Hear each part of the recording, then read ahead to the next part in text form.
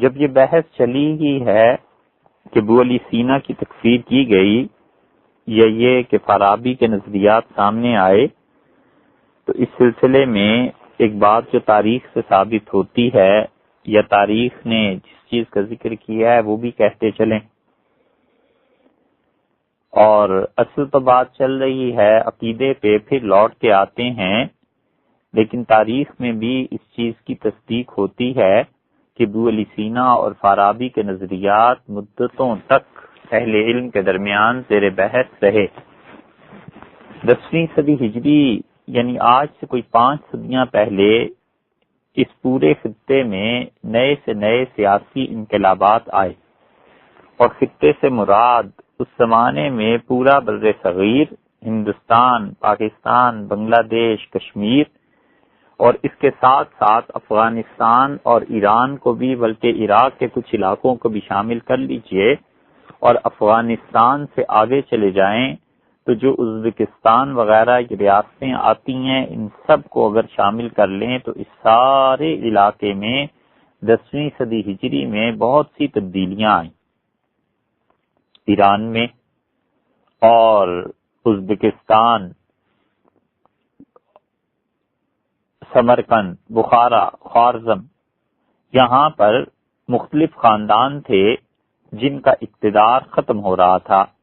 خاص طور پہ صاحب قران امیر تیمور گورگانی نے جو اپنی حکومت بنائی تھی وہ تیزی سے ختم ہو رہی تھی، اور ترکمان جو تھے انہوں نے بہت سے علاقے تیموری خاندان سے چھین لیے تھے۔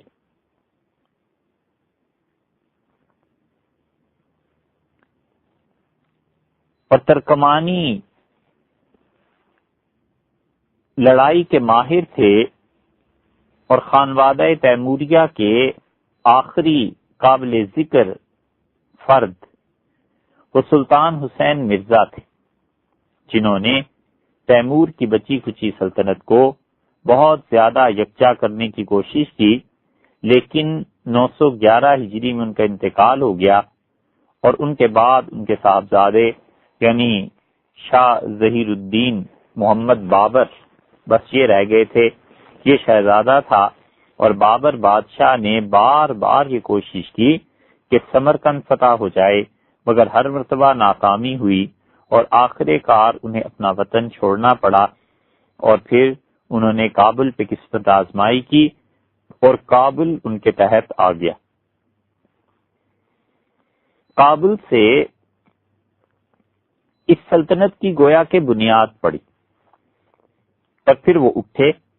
اور انہوں نے ہندوستان کا رخ کیا، اور ہندوستان میں اس وقت جیسے کہ معلوم ہے لودھی خاندان کی حکومت تھی، اور ان کے اقتدار کو ختم کر کے بابر بادشاہ نے مغلیہ خاندان امیر تیمور گورگانی کے خاندان کی بنیاد رکھی، اور 933 ہجری کے قریب یہ حکومت قائم ہوئی، اور 1273 ہجری تک یعنی 1857 تک یہ قائم رہی۔ اور اس سے کچھ ہی عرصہ پہلے یعنی 933 ہجری میں یہاں بابر بادشاہ کی حکومت قائم ہوئی، تو اس سے تقریباً 25 سال پہلے 908 ہجری میں ایران میں شاہ اسماعیل صفوی کی حکومت قائم ہوئی۔ وہاں بھی ترکمان خاندان کی حکومت تھی، اور ترکمانوں نے جس طرح ایک طرف مغلوں اور امیر تیمور کی اولاد کو ان کے ممالک سے محروم کیا تھا، اسی طرح وہ صفوی خاندان کے بھی انتہائی شدید دشمن تھے، مگر وہاں پر ترکمانوں کے خاندان ختم ہوئے اور صفویوں کی حکومت قائم ہو گئی، اور ادھر انہوں نے بابر کو دیس نکالا دیا، اور بابر بادشاہ آخر کابل میں پناہ لینے پہ مجبور ہوئے، اور کابل کو فتح کرنے کے بعد وہ ہندوستان آ گئے۔ تو اس طرح ترکمان خاندان جو تھا یہ ایران کے صفویوں اور ہندوستان اور افغانستان کے مغلوں کا مشترکہ دشمن تھا۔ تو جب دشمن ایک ہو گیا ترکمان، تو ادھر اندر ہی اندر بابر بادشاہ نے اور ایران کے صفوی خاندان، انہوں نے ایک دوسرے کے ساتھ تعلقات قائم کیے اور دونوں کا مشترکہ مقصد ایک قرار پایا، اور وہ یہ کہ کسی طرح ترکمان خاندان کو ختم کیا جائے۔ اور بابر بادشاہ نے شاہ اسماعیل صفوی، اس کے سپہ سالار نجم ثانی، ان سب کے آپس میں روابط قائم ہوئے، اور سب نے سوچا کہ ترکمان خاندان کو اور ترکمانوں سے سلطنت اور زمین واپس دینے کے لیے ازبکستان پر حملہ کیا جائے،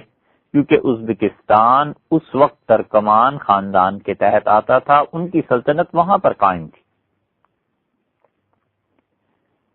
تو مغلوں نے اپنی فوج بھیجی اور ایران سے شاہ اسماعیل صفوی نے اپنی فوج بھیجی، اور ان دونوں نے مل کر بڑی محبت اور تعلقات کو بڑھا کر ازبکستان میں ترکمانوں پر حملہ کیا۔ غجدوان ایک مشہور جگہ، حضرت عبدالخالق غجدوانی رحمۃ اللہ علیہ جو مشائخ نقشبندیہ کے اکابرین میں سے ہیں، اسی علاقے کے رہنے والے تھے۔ وہاں جو قلعہ تھا اس کے نیچے زبردست جنگ ہوئی، لیکن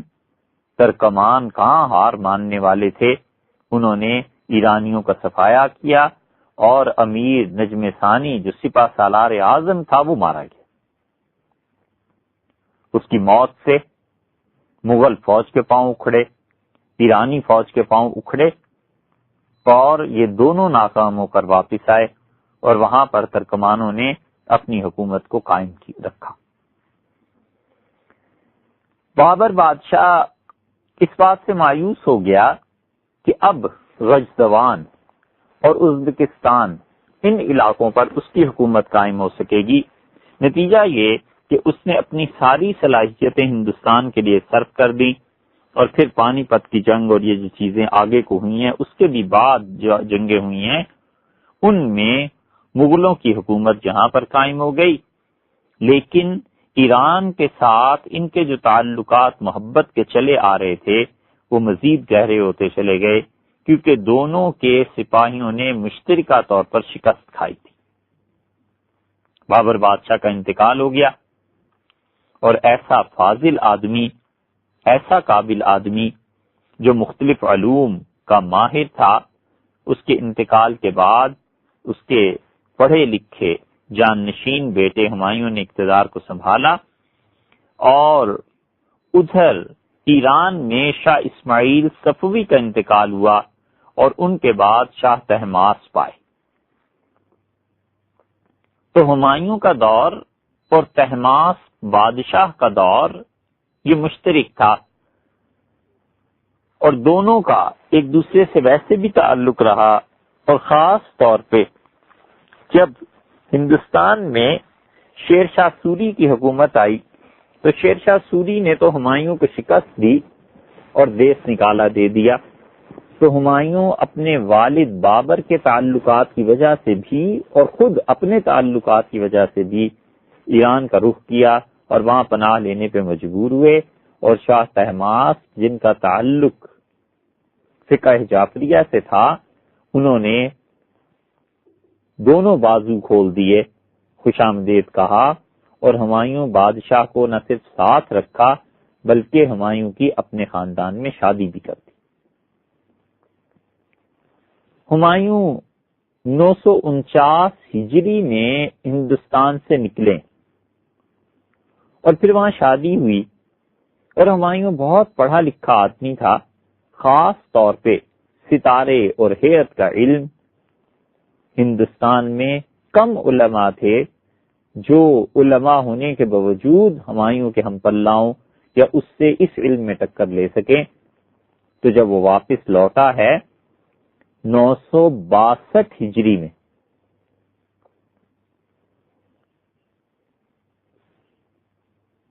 تیرہ برس کے بعد،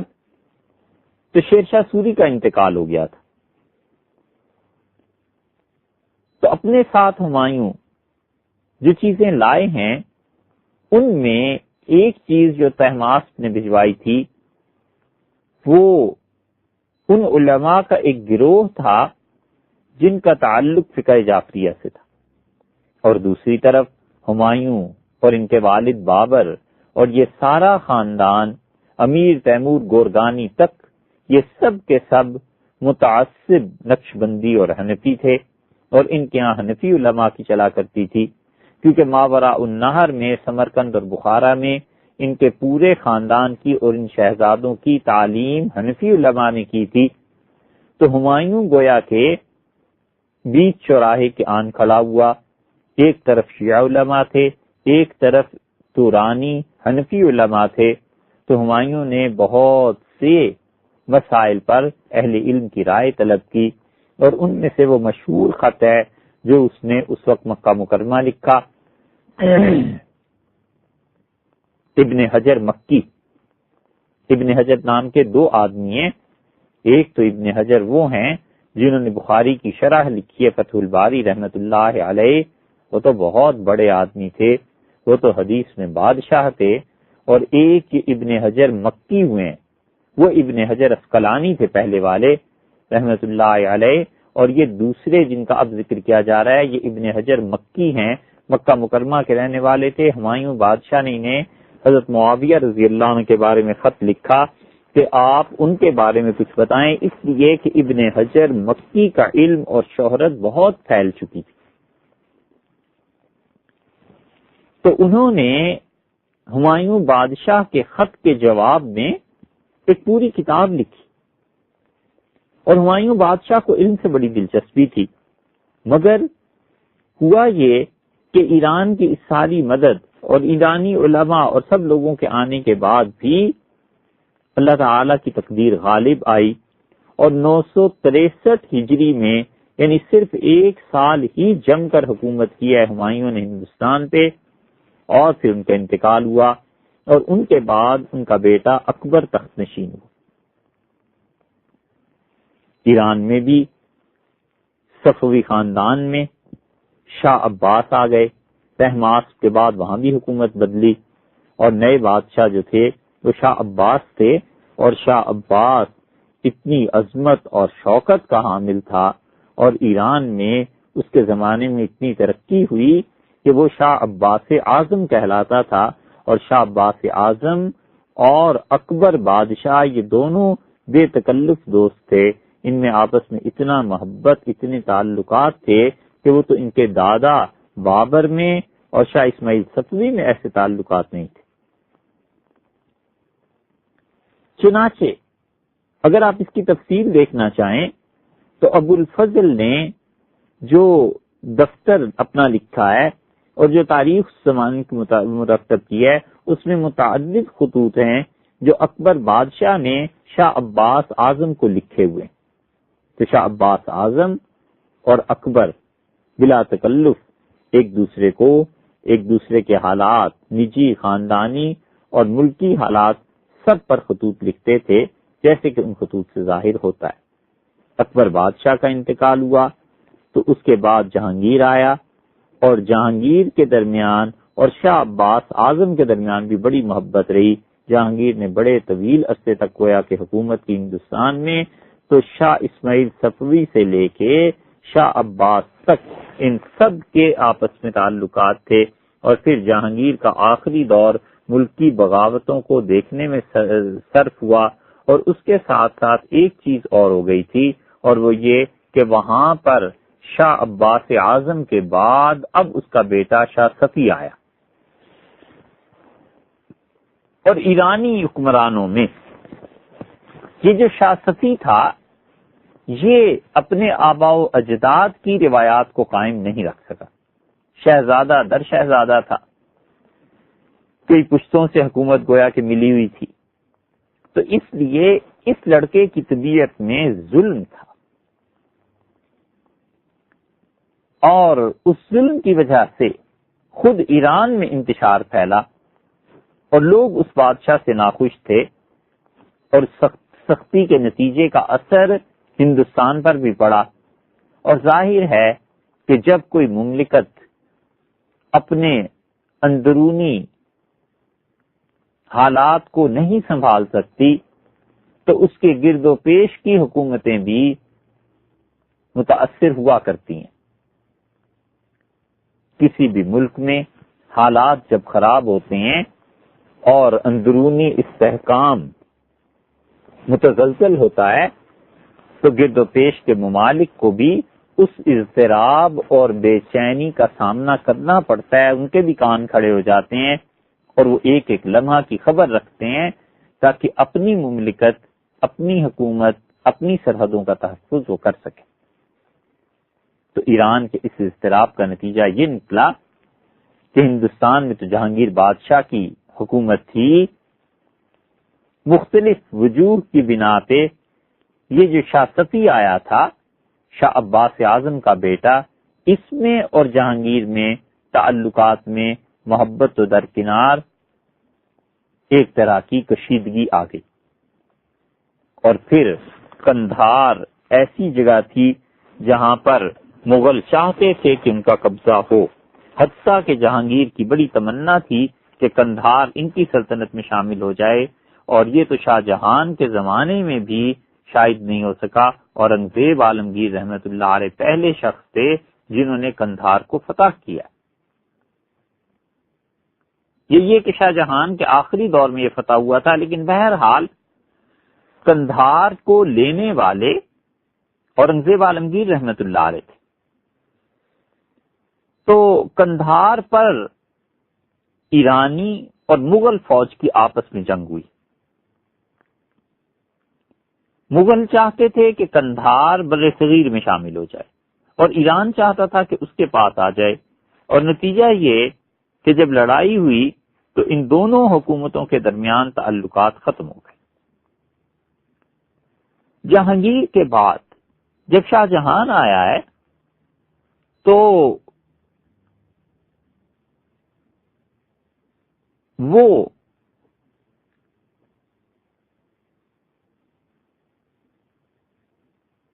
مدبر بادشاہ تھا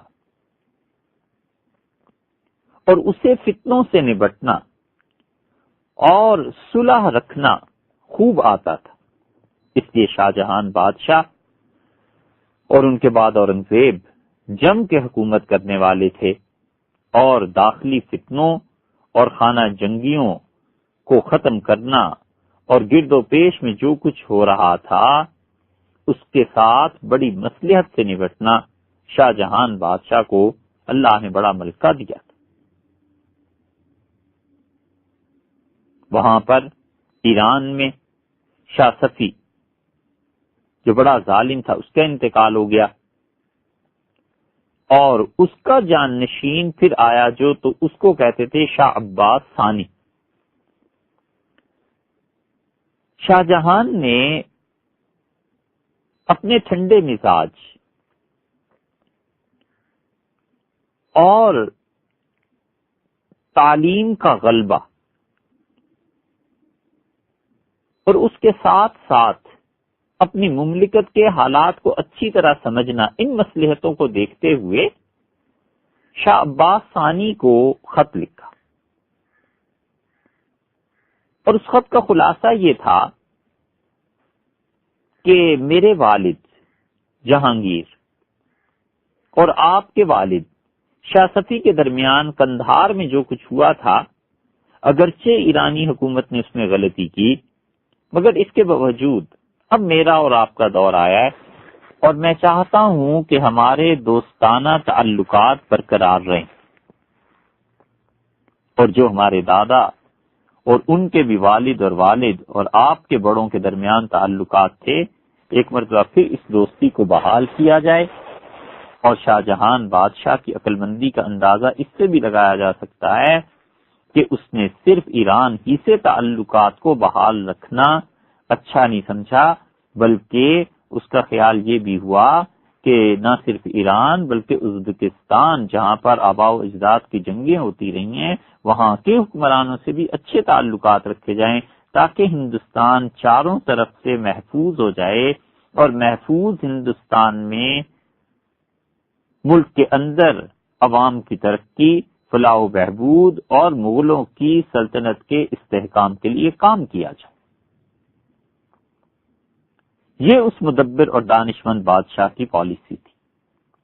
لہذا اس نے بیک وقت ایران بھی اپنے سفراء کو بھیجا، خط لکھا، اور ازبکستان بھی بھیجا تاکہ ہندوستان بر صغیر پوری طرح محفوظ ہو جائے اور مغل مدتوں تک حکمرانی کر سکیں۔ تو شاہ جہان بادشاہ نے اپنا ایک امیر جس کا نام تھا جان نثار خان، اس کو سفیر بنایا، اور 1056 ہجری میں اس سفارت کو ایران روانہ کیا گیا۔ اور جان نثار خان ابھی جا رہے تھے کہ شاہ جہان بادشاہ نے ایک اور خط لکھا، اور وہ ازبکستان والوں کے نام تھا، اور ازبکستان میں اس وقت نظر محمد خان صاحب کی حکومت تھی، اور ان کو بھی یہی لکھا کہ جو کچھ آباء و اجداد کے زمانے میں ہوا ان چیزوں کو چھوڑ کے ہمیں اپنے تعلقات کا دوبارہ آغاز کرنا چاہیے۔ تو نظر محمد خان اس تک بھی خط پہنچا، اور ادھر شاہ عباس ثانی کو بھی خط ملا۔ تو جان نثار خان جو ایران بھیجا گیا تھا، یا تو شاہ جہان بادشاہ نے خود اس کا انتخاب فرمایا، یا پھر نیچے کے عملے نے، لیکن یہ انتخاب بہت اچھا تھا۔ جان نثار خان اصفہان پہنچا، اور پھر وزیر اعظم وغیرہ سے ملاقاتیں رہیں، اور معلوم ہوا کہ بادشاہ سے ملاقات میں ابھی کچھ مدت لگے گی، تو انہوں نے اپنی زبان سے، ہوشیاری سے، بات چیت میں مہارت کی وجہ سے اپنے تعلقات استوار کر لیے، اور جو بھی صفوی اور مغل خاندان کے درمیان جہانگیر بادشاہ کے زمانے میں تعلقات خراب ہوئے تھے، وہ خرابی مٹ گئی، اور دونوں خوشگواری کے ساتھ ایک دوسرے کے جان پہچان اور ایک دوسرے کو خطوط لکھنا، یہ دور شروع ہوا۔ ایرانی دربار میں جان نثار خان نے جو اچھے کام کیے وہ بہت زیادہ تھے، لیکن ان میں سے ایک چیز یہ ہو گئی کہ وہاں جب بے تکلفی بڑھی تو علمی مباحث کا سلسلہ شروع ہوا، اور ہندوستانی سفارت خانہ جو تھا اس میں ایک تو جان نثار تھے ہی تھے، اس کے علاوہ 2 افراد اور تھے، اور ایک تھے محمد فاروق اور ایک تھے محب علی۔ محب علی کو شاہ جہان بادشاہ نے اس لیے بھیجا تھا کہ وہ رپورٹ لکھیں ہر روز کی،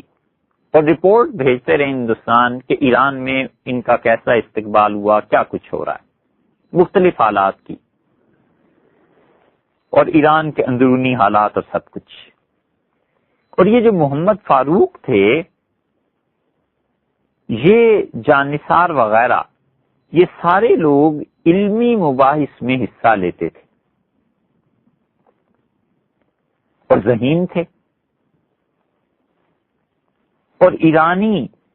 جب ان سے بات کرتے تھے تو یہ اپنی زبان کے زور سے انہیں دبا لیتے تھے۔ تو چند ماہ میں شہرہ ہوا کہ ہندوستانی سفارت خانہ جو یہاں آیا ہے بہت پڑھے لکھے لوگ ہیں، یہاں تک کہ ایران کے وزیر اعظم، جس کا لقب اس زمانے میں خلیفہ سلطان ہوا کرتا تھا، ان کے دربار میں ذکر ہوا، اور وزیر اعظم کو بتایا گیا کہ جناب ہندوستان کے جو سفارت خانہ آیا ہے اس میں محمد فاروق ہیں اور جان نثار خان ہیں، بہت تیز ذہین اور علمی مباحث میں حصہ لینے والے۔ وزیر اعظم ایران یعنی خلیفہ سلطان بڑا پڑھا لکھا آدمی تھا، اور معقولات میں اور حکمت میں بلا کا علم اللہ نے اسے دیا تھا۔ ایران جہاں ہمیشہ فلسفہ اور حکمت پر مباحث ہوتی رہیں، وہ زمانہ ایسا تھا کہ ایران کی وزارت عظمیٰ پر صرف وہی آدمی آ سکتا تھا جو فلسفے میں مانا ہوا استاد گنا جاتا تھا۔ صفوی خاندان نے یہ طے کیا تھا کہ ایران کا وزیر اعظم بادشاہ کی نگرانی میں کام کرے گا، لیکن وزیر اعظم کے لیے یہ ضروری ہے کہ فلسفہ اور حکمت میں ید طولا رکھتا ہو۔ تو وزیر اعظم خلیفہ سلطان کے دربار میں اور ان کی مجلس میں ذکر کیا گیا کہ ہندوستانی جو آئے ہیں ان کا بڑا علم ہے، اور ایک دن آخر وزیر اعظم نے ان لوگوں کو بلا بھیجا اور کہا کہ میں ملاقات کرنا چاہتا ہوں۔ گفتگو شروع ہوئی اور ہندوستانی جنہیں اپنا علم تھا یا نہیں تھا لیکن اظہار کا زیادہ شوق تھا، انہوں نے منطق اور فلسفے کی بحث چھیڑ دی، اور نہیں جانتے تھے کہ جس سے وہ مخاطب ہیں وہ اپنے علم میں کتنا گہرا ہے۔ وزیر اعظم ایران نے کہا کہ یہ بتاؤ کہ امام غزالی رحمت اللہ علیہ نے ابو نصر فارابی اور ابو علی سینا کی 3 مسائل کی بنیاد پر تکفیر کی ہے، اور کہا ہے کہ یہ لوگ کافر تھے۔ لیکن امام غزالی رحمت اللہ علیہ کے بعد جو اہل علم آئے ہیں ان میں سے بہت سے ایسے ہیں جنہوں نے فارابی اور ابو علی سینا کے تکفیر کے مسئلے کو لکھا ہے، اور وہ کہتے ہیں کہ ابو علی سینا اور ابو نصر فارابی ان کے موقف کو سمجھنا چاہیے۔ امام غزالی رحمت اللہ علیہ سے خطا ہوئی ہے، اور یہ لوگ کافر نہیں تھے بلکہ ان کا موقف درست تھا، اور وہ علمی بحث ہے ساری کی ساری۔ یہ بتاؤ وہ 3 مسائل کون سے تھے اور کس معاملے میں آپ کا علم کیا کہتا ہے؟ اب ان ہندوستانی فضلاء پر بن پڑی، مصیبت میں گر گئے، اور وزیر اعظم نے یہ سوال کرتے ہی اندازہ کر لیا کہ ان کو تو اس علم کی ہوا نہیں لگی، اور جو شہرت ہے وہ اس وجہ سے کہ یہ مناظرے میں تیز جواب دے کر اپنے دشمن کی زبان بند کر سکتے ہیں، وگرنہ جہاں تک حقیقی علم کا تعلق ہے شاہ جہان بادشاہ کے یہ سفراء حقیقی علم سے کوئی واسطہ نہیں رکھتے۔ وزیر اعظم نے پھر سے کریدا اور اس نے کہا آپ چھوڑیے ادھر ادھر کی باتوں کو اور صرف ان 3 مسائل کا ذکر کیجئے، مجھے بتائیے کہ جن میں امام غزالی رحمت اللہ علیہ نے ابو علی سینا اور فارابی کو کافر کہا ہے، اور ان کے بعد آنے والے علماء نے امام غزالی رحمت اللہ سے اختلاف کیا ہے، ابو علی سینا اور فارابی کی تکفیر کو نہیں مانا، انہیں کافر نہیں کہا۔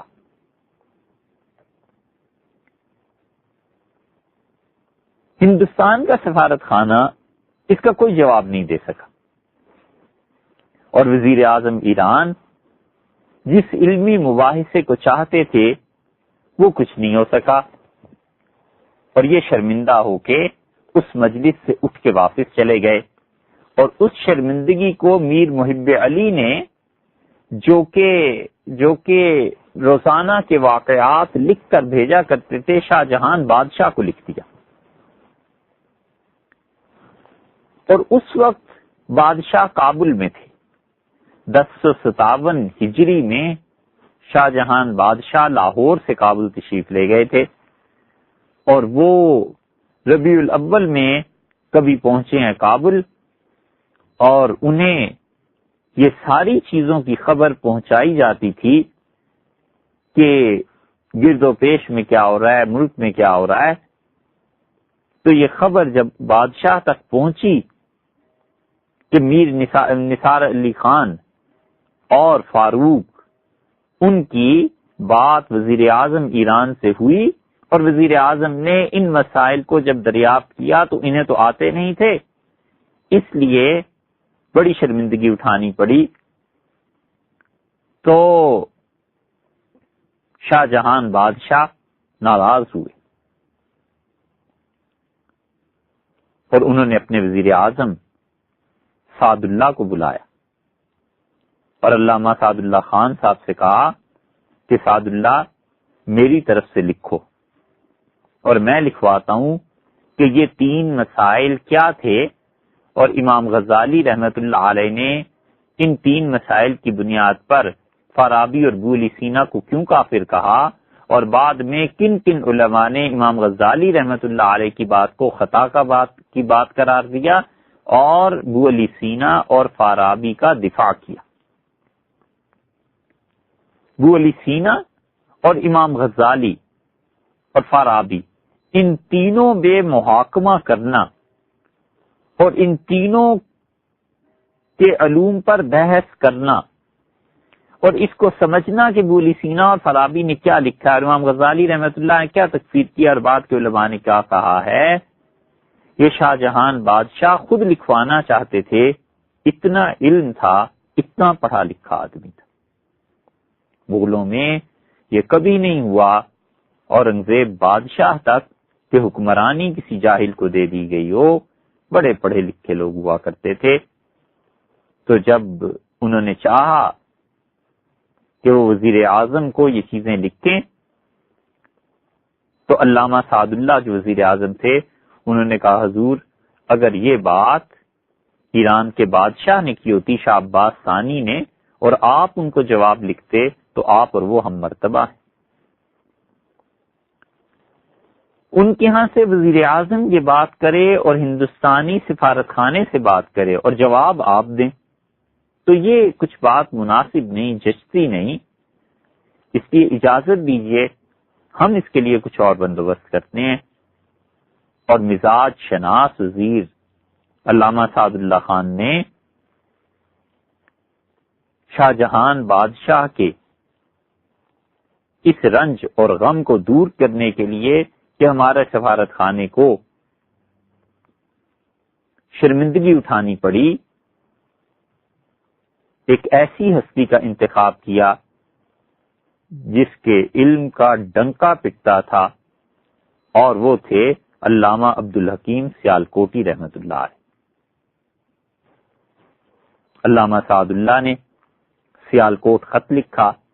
اور علامہ عبدالحکیم رحمت اللہ علیہ کمال کے آدمی تھے اور خود شاہ جہان بادشاہ سے مشورہ کیا کہ اجازت دیں تو علامہ عبدالحکیم سیالکوٹی کو کہا جائے اور وہ اس کا جواب لکھیں۔ علامہ عبدالحکیم سیالکوٹی ان کی قدر جانتے تھے اور شاہ جہان بادشاہ خود بھی، اور شاہ جہان بادشاہ نے 2 مرتبہ علامہ عبدالحکیم سیالکوٹی کو چاندی میں تلوایا اور یہ چاندی ان کی خدمت میں پیش کی اور فخر تھا شاہ جہان بادشاہ کو کہ علامہ عبدالحکیم سیالکوٹی جیسا انسان ان کی مملکت میں ہے۔ اور علامہ عبدالحکیم سیالکوٹی نے وہ چیز قبول کی کیونکہ اسے معلوم تھا کہ اگر یہ چیز میں لوٹا دوں تو شاہ جہان بادشاہ اسے اپنی ذلت تصور کریں گے، اور وہ جانتے تھے عبدالحکیم سیالکوٹی کہ جو شخص مجھے چاندی میں تلوا رہا ہے وہ خود بھی صاحب علم ہے اور اہل علم کی قدر کو پہچانتا ہے۔ کوئی ایسا دور تھوڑا ہی تھا کہ لوگوں کو ٹائٹلز دیے جائیں اور لوگ اس وقت کے صدر کو وہ ٹائٹل واپس بھی کر دیں اور صدر اپنی توہین ہی نہ سمجھے، اس لیے کہ وہ بے حس شخص ہوتا ہے، اسے پتہ ہی نہیں ہوتا کہ ٹائٹل دینے کا کیا مقصد ہے، اور اگر کسی نے اٹھا کر دوبارہ منہ پہ دے مارا ہے تو اس میں کتنی توہین ہے، اس لیے کہ اسے عزت اور ذلت کے پیمانوں اور قدروں کا شعور ہی نہیں ہوتا۔ لیکن مغل ایسے نہیں تھے۔ شاہ جہان بادشاہ کمال کا پڑھا لکھا تھا اس نے بھی سعد اللہ کی بات سے اتفاق کیا اور اس نے کہا کہ علامہ صاحب کو اس کی وجہ سے یہ جو کچھ پیش آیا ہے زحمت دینی چاہیے اور وہ اس چیز کو لکھیں۔ چنانچہ 1057 ہجری میں علامہ سعد اللہ نے خط لکھا، اور انہوں نے خط جو لکھا ہے اس کا ایک اقتباس یہ ہے، انہوں نے لکھا کہ خلیفہ سلطان وزیر دانشور عراق، خلیفہ سلطان جو کہ ایران کے وزیر اعظم کا لقب ہے، یہ شخص عراق کا دانشور شمار ہوتا ہے، وہ عالم العلماء آن دیارس، اور یہ وزیر اعظم وہاں کے علماء میں سب سے زیادہ صاحب علم تصور کیا جاتا ہے، سب سے زیادہ صاحب علم ہے، اسی لیے حکومت نے اسے وزیر اعظم بنایا تھا نا کہ علم زیادہ تھا۔ اس زمانے میں وزراء کے انتخاب کی بنیاد نوکری پیشہ نہیں ہوا کرتے تھے وزیر اعظم، اور مانگ تانگ کے نہیں لیے جاتے تھے، بلکہ حقیقی معنی میں جن لوگوں کے پاس علم اور صلاحیتیں ہوتی تھیں عہدے انہیں دیے جاتے تھے۔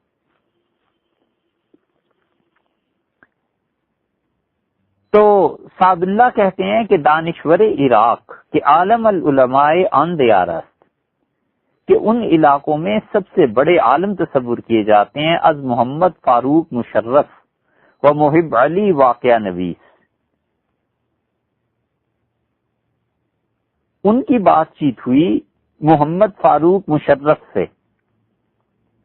ظاہر ہے کہ محمد فاروق مشرف کو بولنے کا زیادہ شوق تھا اور کھوکھلا آدمی تھا، اور محب علی واقعہ نویس کے با امارت معاب جان نثار خان سفیر متعینند،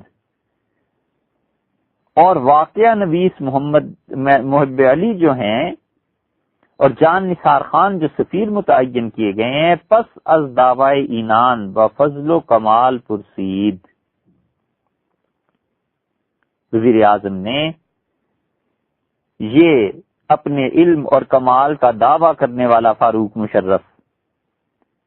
اس سے پوچھا ان لوگوں سے کہ امام غزالی در مسئلہ قدم عالم و نفی علم واجب تعالی شانہ اما یقول الظالمون فی حق انفسهم والجاہلون باللہ جہلا مرکبا بجزیات مادیہ و نفی حشر اجساد تکفیر ابو نصر فارابی و شیخ ابو علی سینا نمودہ۔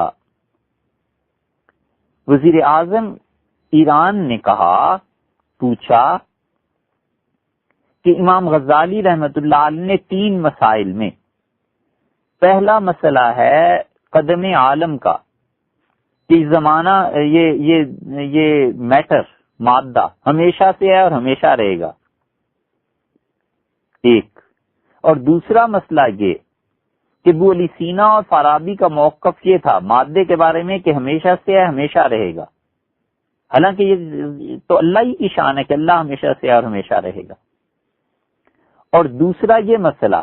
کہ اللہ تعالی کو ساری چیزوں کا علم نہیں ہوتا، اما یقول الظالمون فی حق انفسہم، یہ تو جملہ وہی لوگ کہہ سکتے ہیں جو اپنی جانوں پر ظلم کرتے ہیں، والجاہلون باللہ جہلا مرکبا، اور جو بدترین جاہل ہیں خدا کی صفت علم کو پہچاننے میں، وہ علی سینا اور فارابی، دوسرا مسئلہ، اور تیسرا یہ جو دونوں کہتے ہیں کہ جو انسان مرتا ہے اور اس کے جسم کو جو ہم دفن کرتے ہیں یا جو جسم انسانی ہے، قیامت میں انسان اس جسم کے ساتھ نہیں اٹھایا جائے گا۔ یہ 3 مسائل تھے، ایک اللہ تعالی کے ساتھ ساتھ مادے کو قدیم ماننا، دوسرے اللہ کے علم کی نفی کرنا، اور تیسرے انسانی اجسام کے حشر اور ان کے دوبارہ پیدا ہونے کی نفی کرنا۔ ان 3 مسائل پر ابو نصر فارابی اور شیخ علی سینا کی امام غزالی رحمت اللہ علیہ نے تکفیر کی تھی، وہ جمع تعویل کلام حکما کردند، اور بہت سے علماء ایسی بھی امت میں گزرے ہیں جنہوں نے امام غزالی رحمۃ اللہ علیہ کی تکفیر کو غلط قرار دیا اور ان کے موقف پر بحث کی، ان مراتب را تقریر باید کرد۔ آپ جو فاروق مشرف صاحب زیادہ علم کے دعوے دار ہیں اور عقل کے، آپ ذرا اس کی تقریر کر دیجئے، بتائیے یہ مسئلہ کیا ہے آخر؟ مدعیان دروغ، سعد اللہ نے کیا اچھا جملہ لکھا ہے، اس کا مدعیان دروغ، یہ جھوٹے دعوے دار جو محض زبان چلا سکتے تھے، علم تو تھا نہیں، یہ جھوٹ کے پرچارک چوں شمع کشتہ بے فروغ مانند، بجھ کے رہ گئے وہ از مسلک معقولیت دور افتادند، اور یہ ایسے بے عقل ہوئے کہ عقل کے دعوے دار عقل سے ہاتھ دھو بیٹھے۔ تو ملا عبدالحکیم سیالکوٹی کو لکھا ہے رحمت اللہ علیہ کہ حضرت آپ اس پر کچھ لکھیں، تو اس پہ علامہ سعد اللہ کا خط وصول ہونے پہ ملا عبدالحکیم سیالکوٹی رحمت اللہ علیہ نے لکھنا شروع کیا، اور ملا عبدالحکیم سیالکوٹی رحمت اللہ علیہ کی ٹکر کا آدمی، بلکہ ان سے کچھ بڑا ہوا ہی وہ ملا محمود جونپوری تھے بس، وگرنہ ہندوستان میں ڈنکا پٹ رہا تھا ان کے علم کا۔ تو جمعے کی نماز کہا جاتا ہے پڑھا کر علامہ عبدالحکیم سیالکوٹی تشریف لائے اور یہ خط پیش کیا گیا، اور انہوں نے اسی وقت اس کا جواب لکھوانا شروع کیا، اور ان تین مسائل پر محاکمہ کیا، بحث کی۔ وہ کام جو شاہ جہان بادشاہ کرنا چاہتے تھے ملا عبدالحکیم سیالکوٹی نے کیا، اور علامہ سعد اللہ نے لکھا کہ ایران میں جواب بھیجنے کی جلدی ہے تو حضرت آپ اسے 15 روز 10-15 دن میں مکمل کر کے اگر بھیج دیں مہربانی کریں۔ تو انہوں نے ایک جمعے کو لکھوانا شروع کیا تھا، اگلے جمعے کی نماز سے پہلے انہوں نے یہ سارے خط کا جواب ایک چھوٹے سے رسالے کی صورت میں لکھ کر بھیج دیا۔ انہوں نے خود لکھا کہ میں نے ربیع الثانی کی 15 تاریخ کو یہ خط لکھوانا شروع کیا ہے، اور اس سے نہیں، ربیع الثانی کے پہلے ہفتے میں یہ خط لکھوانا شروع کیا، اور دوسرے ہفتے میں یعنی 15 ربیع الثانی کو 1057 ہجری میں نے یہ خط کا جواب مکمل کر کے آپ کو بھیجا۔ وزیر اعظم سعد اللہ نے اس خط کو وزیر اعظم کے نام روانہ کیا تاکہ ہندوستانی سفارت خانے میں جو کچھ شرمندگی اٹھانی پڑی تھی اور فاروق مشرف کے محض زبانی دعووں سے جو کچھ سفراء کی اور ملک کی توہین ہوئی تھی، اس داغ کو دھویا جا سکے۔ سعد اللہ نے یہ خط لکھوایا اور وہاں پر بھیجا، اور اس خط کا نام رکھا گیا الدرۃ الثمینہ۔ یہ الدرۃ الثمینہ ہندوستان میں رامپور کے کتب خانے میں موجود ہے، مگر مسئلہ یہ ہے کہ یہ کلمی صورت میں موجود ہے اور اب تک یہ سامنے نہیں آیا۔ کہیں کہیں تحریرات میں اسے رسالہ خاقانیہ بھی کہا جاتا ہے، کیونکہ یہ خاقان سے تعلق رکھتے تھے نا،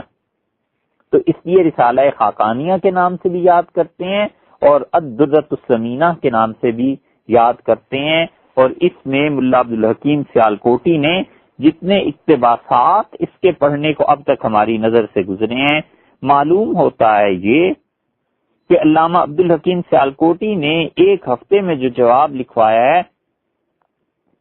تو واللہ عالم اللہ تعالی ہی بہتر جانتا ہے، یا جن لوگوں نے اس خط کو براہ راست رامپور میں کسی نے پڑھا ہے تو وہ بتا سکتے ہیں، مگر اب تک جتنی اس کے اقتباسات ہمارے سامنے آئے ہیں پڑھنے میں، تو معلوم ہوتا ہے پورے رسالے میں علامہ عبدالحکیم سیالکوٹی نے رحمت اللہ علیہ نے زیادہ جس چیز پر بحث کیا ہے وہ اللہ تعالیٰ کا علم ہے، کیونکہ رسالہ تو ہے چھوٹا سا اور اقتباسات کئی ایک پڑھے ہیں، تو آخر 3 مسائل میں کتنی انہوں نے بحث کی ہوگی چھوٹے رسالے میں؟ جتنا بھی زیادہ سے زیادہ پڑھا ہے وہ اللہ تعالیٰ کے علم کے بارے میں ابو سینا اور فارابی کا رد، اور باقی دونوں یعنی مادہ ہمیشہ سے اور ہمیشہ رہے گا اور انسانی اجسام کا حشر ہوگا یا نہیں ہوگا، اس پہ غالباً انہوں نے تھوڑا لکھا ہوگا. لیکن جب تک الدرۃ الثمینہ یہ رسالہ سامنے نہ آ جائے کچھ نہیں کہا جا سکتا. یہ ہے ابو علی سینا اور فارابی کی تکفیر کا قصہ، اور اس سے یہ بھی اندازہ ہوا جاتا ہے اس ساری بحث کو سننے کے بعد جس کی تاریخ سے آپ تصدیق کروا سکتے ہیں کہ یہ شاہ جہان بادشاہ کوئی معمولی پڑھا لکھا آدمی نہیں تھا. ہمارے ہاں جہالت کی وجہ سے یہ ریت چل پڑی ہے کہ ہم پرانے مسلمان حکمرانوں کو ہمیشہ مطعون کرتے رہے. لوگوں نے تاریخ پڑھی نہیں اور اپنی جہالت کی قیمت وہ یہ ادا کرتے ہیں کہ مسلمان حکمرانوں میں جتنی بھی خوبیاں تھیں ان کی نفی کرتے ہیں. کچھ کو دیکھو تو اورنگزیب رحمت اللہ علیہ کے پیچھے پڑے ہوئے ہیں، اور اگر اورنگزیب رحمت اللہ علیہ کو پڑھا ہوتا تو یہ احساس ہوتا کہ 3 صدیوں میں یا تو اتنے قد و کاٹ کا آدمی یہ امت پیدا نہیں کر سکی، یا یہ کہ امت میں اکثریت افراد کی اندھی ہو گئی اور اورنگزیب رحمت اللہ علیہ کی صلاحیتوں کے لیڈر اس امت میں پیدا ہوئے اور قومیں پہچان نہیں سکی کہ ان افراد میں کتنی صلاحیتیں اللہ نے رکھی ہیں. شاہ جہان بادشاہ کو دیکھ لو، اس کی عیاشی اور ایسے قصے ان تک میں مشہور ہو جائیں گے جنہیں الف با کا پتہ نہیں، لیکن اس شخص کا فلسفے کو پڑھنا، محاکمہ قائم کرنا، ابو علی سینا، فارابی، غزالی، ان لوگوں کی چیزوں کو سمجھنا اور ان کے درمیان کس کا موقف صحیح ہے، کس کا موقف کس بنا پر غلط قرار دیا جا سکتا ہے، یہ ساری علمی مباحث یہ کوئی بات ہی نہیں، یہ ایسی چیز ہی نہیں ہے جس کا یہ جاہل ذکر کریں اور کبھی یہ کہہ سکیں کہ مسلمان بادشاہ جیسے بھی تھے لیکن ان میں بہت خوبیاں بھی تھیں. اور اس سے بھی پیچھے چلے جاتے ہیں کہ محمود غزنوی ہندوستان میں آئے، لٹیرے تھے، حملہ کرنے آئے تھے، اور تاریخ سے یہ بے خبری ہے کہ یہ بھی نہیں جانتے کہ لاہور سے راجہ جے پال اٹھا اور اس کا خیال یہ تھا کہ وہ افغانستان تک اپنی حکومت قائم کر لے گا، اور پٹھان بکھرے ہوئے متفرق قبائل ہیں اور ان کو قتل کرنا کوئی بات ہی نہیں، اور وہ ان علاقوں کو رونتا ہوا غزنی جا پہنچا. اور جب پے در پے فتوحات راجہ جے پال کو ہوتی رہیں تو وہ یہی سمجھا کہ آگے تو کوئی مسئلہ ہی نہیں اور پورے افغانستان پہ قبضہ ہو جائے گا. اور جب سلطان محمود غزنوی سے ٹکر لگی تو ایک ہی رات میں اس کی فوج کا جو صفایا شروع ہوا تو دماغ ٹھکانے آ گیا کہ کبھی بھی انسان کو اپنے دشمن کے بارے میں غافل نہیں ہونا چاہیے. راجہ جے پال کے حملوں کا کوئی ذکر نہیں، اور وہ جو لاہور سے اٹھ کے غزنی جا پہنچے اس کا کوئی ذکر نہیں، اور غزنی سے جو لاہور آیا ہے اس کو لٹیرا کہتے ہیں. اپنی بے خبری، علم کی کمی اور جہالت کی قیمت سلطان محمود غزنوی رحمت اللہ علیہ سے وصول کرنا چاہتے ہیں، اور جانتے نہیں ہیں کہ اس وقت اسے جن لوگوں نے یمین الدولہ کا خطاب دیا تھا وہ خطاب دینے والے کچھ جاہل اور بچے نہیں تھے. اس لیے یہ تاریخ کی بات بھی سنانی ضروری سمجھی گئی تاکہ احساس ہو کہ یہ سارے شعبے آپس میں جڑے ہوئے تھے اور عقیدہ، دین، عقائد کی بحث یہ لوگ پڑھتے تھے اور پھر قیادت جیسی ذمہ داری سنبھالتے تھے۔ تو اس لیے یہ جو 3 عقائد ان کے تھے کہ حق تعالی شانہ کو معاذ اللہ علم نہیں ہے، اس عقیدے کی نفی کرنی ضروری ہے۔ اس لیے ہمارا عقیدہ ہے کہ اس کائنات میں جتنی بھی کلیات ہیں، جزیات ہیں، ہر چیز کا علم اللہ کے پاس ہے۔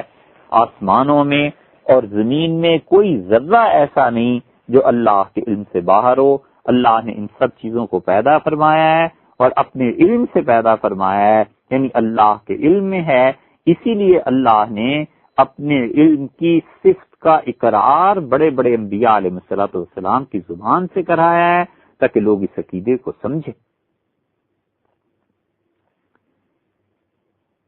ان میں سے ایک مثال حضرت ابراہیم علیہ الصلوۃ والسلام کی ہے، جب وہ اپنی اولاد کو مکہ مکرمہ چھوڑ کر نکلے ہیں تو انہوں نے اللہ سے دعا مانگی۔ 13ویں پارے میں 14ویں سورت سورہ ابراہیم علیہ الصلوۃ والسلام اس کی 35 نمبر آیت میں آتا ہے، اللہ تعالیٰ نے فرمایا ہے کہ حضرت ابراہیم علیہ الصلوۃ والسلام نے اپنی اولاد کو بسایا مکہ مکرمہ میں، اور جب وہ چلے ہیں وہاں سے تو دعا مانگ رہے تھے اس لیے کہ وہ اپنی بیوی اور اپنے چھوٹے سے پیارے لخت جگر اسماعیل دونوں کو ایسی جگہ چھوڑ کر گئے تھے جہاں پر بظاہر زندگی کے کچھ سامان نہیں تھے۔ تو ان کا دل بھر آیا یقیناً ان چیزوں سے، اور انہوں نے کہا رب اجعل ھذا البلد آمنا، اے پروردگار اس مکہ کو امن کا شہر بنا دے، وجنبنی وبنی ان نعبد الاصنام، اور اللہ مجھے بچا اور میری اولاد کو کہ ہم مورتیوں کو پوجیں، ہم تیرے ساتھ شرک کریں۔ رب انہن اضللن کثیرا من الناس، اے رب انہوں نے بہت سے لوگوں کو گمراہ کیا ہے، فمن تبعنی فانہ منی، سو جو کوئی میری راہ پر چلے یعنی توحید کا قائل ہو سو وہ تو میرا ہے، ومن عصانی فانک غفور الرحیم، اور جس نے میری دعوت پہ لبیک نہیں کہا، میرے پیغام کو نہیں مانا، سو اللہ تو بخشنے والا ہے، بہت مہربان ہے۔ ربنا انی اسکنت من ذریتی، اے اللہ میں بسا کر جا رہا ہوں ایک اولاد کو، بوادن غیر ذی زرعین، ایسے میدان میں اپنی بیوی اور بیٹے کو چھوڑ کر جا رہا ہوں جہاں پر کوئی فصل نہیں، کوئی کھیتی نہیں، لیکن عند بیتک المحرم، تیرا ادب والا احترام والا گھر تو ہے۔ ربنا، اے میرے پروردگار، اے ہمارے رب، لیقیم الصلاۃ، اللہ میں اپنے بچے کو اور اپنی بیوی کو، اپنی نسل کو یہاں چھوڑ کے جا رہا ہوں تاکہ یہ تیری نماز پڑھیں۔ فَاجْعَلْ أَفْئِدَةً مِّنَ النَّاسِ تَهْوِي إِلَيْهِمْ، اللہ کچھ لوگوں کے دل اس بستی کی طرف پھیر دے، محبت ڈال دے مکہ کی کچھ دلوں میں۔ وَارْزُقْهُم مِّنَ الثَّمَرَاتِ، اور اے اللہ مکہ کے رہنے والوں کو رزق دے میووں سے، ثمرات سے، لعلہم یشکرون، شاید کہ اے رب یہ تیرا شکر ادا کرے۔ یہ ہے وہ علم کا عقیدہ۔ ربنا انک تعلم ما نخفی وما نعلن، اے ہمارے رب تو خوب جانتا ہے جو کچھ ہم چھپائیں اور جو کچھ ہم کھول دیں، ہر چیز تیرے علم میں ہے۔ یہ ہے وہ عقیدہ جس کا اقرار اللہ نے حضرت ابراہیم علیہ الصلوۃ والسلام کی زبان سے کروایا، اور پھر انہوں نے کہا کہ وما یخفی علی اللہ من شیء فی الارض ولا فی السماء، اور آسمان میں اور زمین میں کوئی چیز ایسی نہیں، کوئی بھی چیز تو ایسی نہیں جو اللہ سے چھپی ہوئی ہو۔ الحمدللہ الذی وہب لی علی الکبر اسماعیل و اسحاق، اللہ کا شکر ہے جس نے مجھ کو اس بڑھاپے میں اسماعیل جیسا بیٹا اور اسحاق جیسا بیٹا دیا. ان ربی لسمیع الدعاء بلا شبہ، اے پروردگار تو میری پکار کو سنتا ہے، تو میری بات کو سنتا ہے، تو دعا کو سنتا ہے. رب اجعلنی مقیم الصلاۃ، اے پروردگار مجھے یہ توفیق دے کہ میں نماز پڑھتا رہوں. ومن ذریتی، اور اللہ اس نماز کو میری اولاد میں بھی رکھ دے. ربنا وتقبل دعا، اے ہمارے رب ہماری دعا کو قبول کر لے. ربنا اغفر لی، اے اللہ مجھے بخش دے. ولوالدی، اور میرے والدین کو. وللمؤمنین، اور تمام ایمان والوں سے درگزر فرما. یوم یقوم الحساب، جس دن کے حساب شروع ہو، یعنی قیامت کے دن. اللہ کے اس جلیل القدر نبی نے اللہ کے علم کا اقرار کیا، اور انبیاء علیہ الصلوۃ والسلام میں سے ایک نہیں متعدد مثالیں دی جا سکتی ہیں، اور تمام انبیاء علیہ الصلوۃ والسلام کا عقیدہ ایک ہی تھا، اور وہ یہ کہ اللہ کا علم ہر چیز پر محیط ہے. اللہ ایک ایک چیز کو جانتا ہے. اور یہ بدبخت یونان کے فلسفی وہ یہ کہتے تھے کہ اللہ تعالیٰ کو جزیات کا علم نہیں ہوتا، کلیات کا علم ہو جاتا. اور معاذ اللہ بہت سے اس بات کے قائل تھے کہ خدا کا علم تدریجاً آتا ہے، حالانکہ یہ بہت بڑا عیب ہے، اور خدا کی ذات ہر عیب سے پاک ہے. اللہ کا علم بیک وقت ہے، تدریجاً نہیں ہے. تدریجاً انسان کا علم آتا ہے، درجہ بدرجہ انسان کا علم آتا ہے، لمحہ بلمحہ انسانوں کا علم آتا ہے. مثلا کتاب نہیں ہے، صفحے بکھرے ہوئے ہیں تو ہمیں صفحات کا علم ہے. ہم زیادہ سے زیادہ ایک تصور کر سکتے ہیں کہ ان صفحات کو جمع کر کے سی کر پھر ایک کتاب بن جائے گی. ہمارے سامنے بھی کوئی چیز نہیں آتی، اور پھر کچھ لوگ اسے سیتے ہیں، کتاب بناتے ہیں، ہم دیکھتے ہیں تو پھر کتاب ہمیں معلوم ہوتی ہے. تو ہمارا علم پہلے صفحوں تک محدود تھا، اب کتاب تک پہنچا نا، مشاہدہ. اللہ کے ہاں ایسے نہیں. اللہ کے ہاں بیک وقت جب کاغذ نہیں بنا تھا اور درخت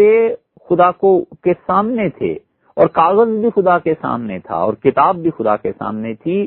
اس کا علم مراحل طے کر کے نہیں ہوا کرتا، بلکہ ایک ہی وقت میں اسے سب چیزیں پتا ہوتی ہیں. ہمارے سامنے ایک بچہ ہے، آج پیدا ہوا، 10 سال بعد ہم اسے دیکھتے ہیں وہ بڑا ہوا، 20 سال میں دیکھتے ہیں کہ بچہ اور جوان ہو گیا، 60 سال میں کوئی دیکھے گا اس کا انتقال ہو گیا. ہمیں یہ علم تدریجاً آیا ہے. اللہ کے نزدیک وہ بچہ اس وقت بھی تھا جب اس کے ماں باپ بھی نہیں تھے. اللہ کے نزدیک اس وقت بھی ہوگا جبکہ انسانوں کی دنیا سے وہ چلا جائے گا. اللہ کا علم تدریجاً نہیں. اللہ کے لیے 10 سال 20 سال اس کی پیدائش اور موت سب چیزیں پروردگار کے سامنے ہیں. اس لیے اللہ کے علم کے بارے میں یہ جو یونانی علماء کا اور بعض معاذ اللہ اس سے فلسفی جو متاثر ہوئے اور خدا کے علم کے بارے میں بحث کرنے لگے کہ اللہ کا علم بھی ناقص ہے، معاذ اللہ،